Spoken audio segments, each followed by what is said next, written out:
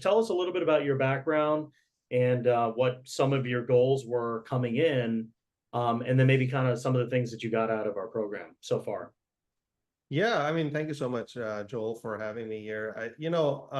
I'm like you said, I'm a physician. I have been focused on real estate for quite some time, but my vision has always been that, it's not just one particular asset class that you need to focus on.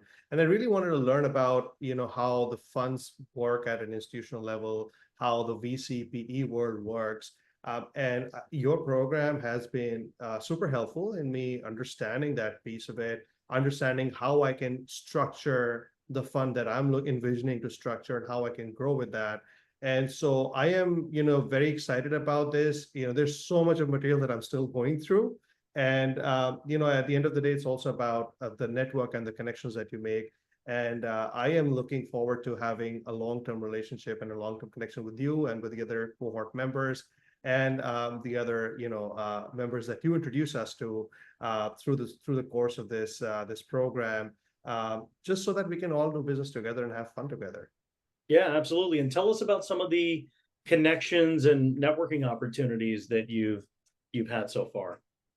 Well, I think the calls that we have where we interact with each other and go take a deep dive into, the different deals that we're looking at, it's phenomenal because now we're having an open-ended discussion on one particular deal. We spend a ton of time actually discussing what could be the flaws, where are the the founders missing stuff, what are more questions that we can go back and ask them. So Yeah. that's been really good. In fact, I've connected with some of the people on LinkedIn. We're having calls and stuff scheduled. Then Mhm. on top of that, the events, the private events that you host, I mean, that's a phenomenal value in and of itself because you get to meet, other family offices, institutional investors, and understand what their investment appetite is, and you understand how you can, work with them, collaborate with them, form those long-term relationships with them.